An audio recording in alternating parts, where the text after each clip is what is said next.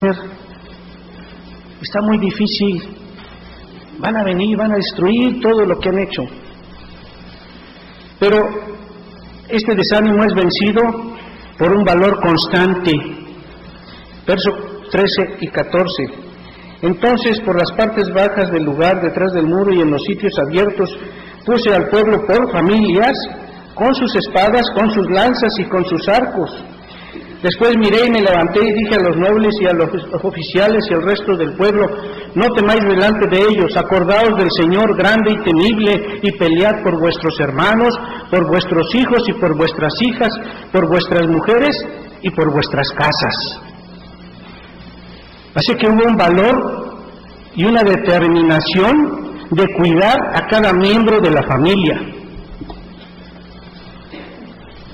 Hermanos, hijos, hijas, mujeres y sus casas. O sea que se necesita de valor, hermanos. Hay que ser valientes y constantes, porque los ataques están al orden del día. ¿Quién de nosotros puede decir que su familia no ha sido atacada? Por teléfono se reciben amenazas. Me acuerdo, me hablaron diciendo: ¿conoce usted a los Zetas? Después de darme todos mis datos personales, mi dirección, cuántas hijas tengo. ¿Conoce usted a los Zetas? Sí. ¿Ha oído hablar? Sí. Pues tenemos apostados 3 gentes delante de su domicilio, y si no coopera, ya sabe usted. Esos son ataques, ¿verdad? Pero ¿en quién confiamos, hermanos? Hay ataques para la familia, y tenemos que estar atentos, tener valor, pero no en nuestras fuerzas, sino en el Dios que nos ha llamado a cumplir un propósito. Así que podemos ver, hermanos, que había desánimo, había engaños, pero se nos dice que se volvieron cada uno a su tarea, no la dejaron de hacer. Y algo que también enfrentaron este grupo de familias fue una codicia egoísta. Fíjense ustedes el verso 5, el capítulo 5 del verso 1 al 5. Dice: entonces hubo gran clamor del pueblo y de sus mujeres contra sus hermanos judíos. Había quien decía: nosotros, nuestros hijos y nuestras hijas somos muchos, por tanto, hemos pedido prestado grano para comer y vivir. Y había quienes decían: hemos empeñado nuestras tierras, nuestras viñas y nuestras casas para comprar grano a causa del hambre. Y había quienes decían: hemos tomado prestado dinero para el tributo al rey sobre nuestras tierras y viñas. Ahora bien, nuestra carne es como la carne de nuestros hermanos, nuestros hijos como sus hijos, y aquí que nosotros dimos nuestros hijos y nuestras hijas a servidumbre, y algunas de nuestras hijas lo están ya, y no tenemos posibilidad de rescatarlas, porque nuestras tierras y nuestras viñas son de otros. ¿Había problemas financieros? Demasiado. ¿Había usura entre el pueblo? También. Estaban empeñados y debían hasta la camiseta. Y esta era una situación no solo de ahora, sino de aquellos tiempos también. Pero había que reconstruir, y había necesidades financieras, y ya estaban endrogados, y aparte los intereses no les permitían ni siquiera tener esperanza de recuperar su libertad. Así que, bueno, vemos que se enfrentó una codicia egoísta y hubo reprensión y un ejemplo de abnegación.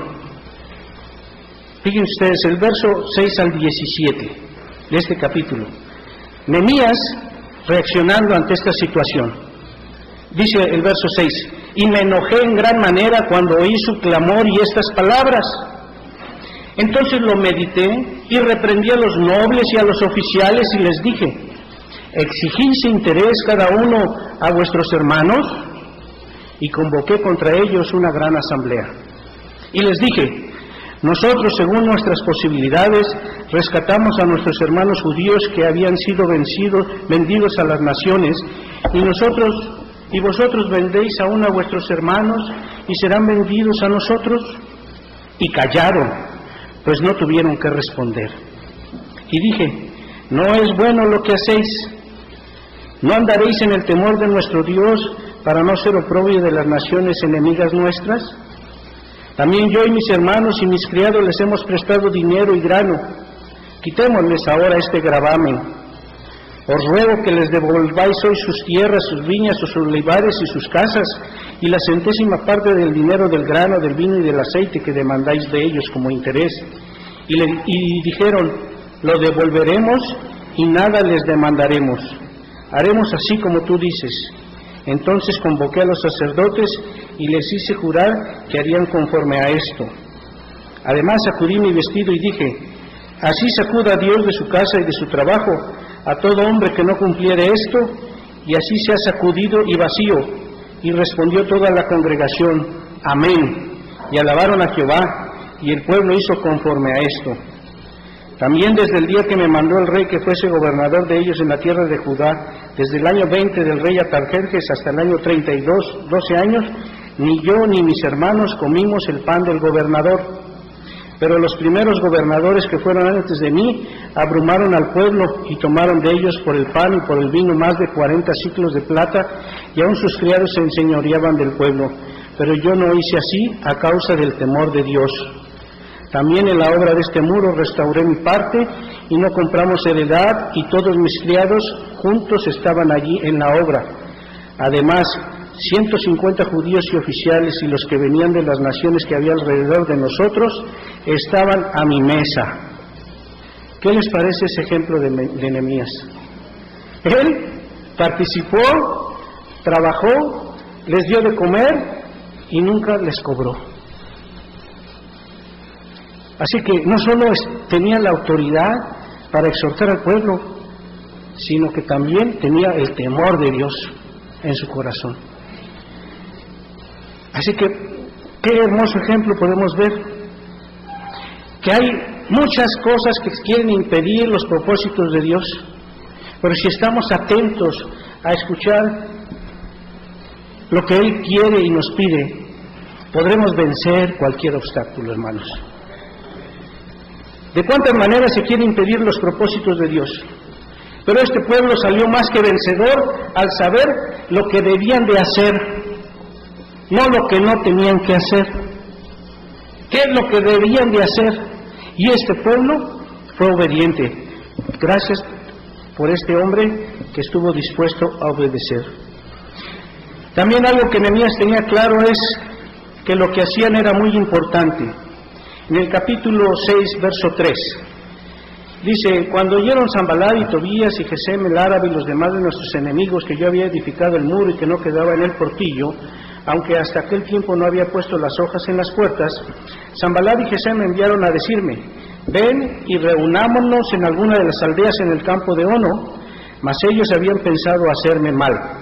Y el verso 3 dice, y les envié mensajeros diciendo, yo hago una gran obra y no puedo ir, porque cesaría la obra dejándola yo para ir a vosotros. Porque yo hago una gran obra. Y amados hermanos, eso es lo que debemos de tener claro. ¿Qué es lo que estamos haciendo? ¿A qué nos ha llamado el Señor? A hacer una gran obra, hermanos. ¿La estamos haciendo o nos estamos distrayendo? Hay muchos distractores.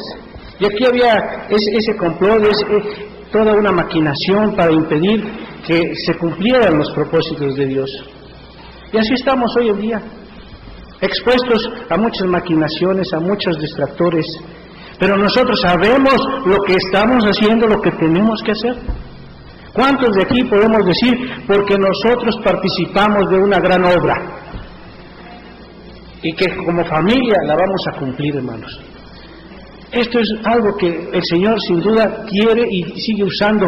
Él quiere usar su familia, mi familia, para impactar esta sociedad, este país, este mundo.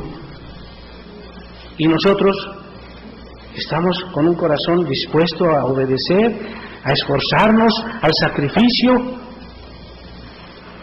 a ser constantes y valientes. Eso es lo que nos toca a nosotros hacer. Eso es parte del carácter cristiano que Dios quiere ver en cada uno de nosotros.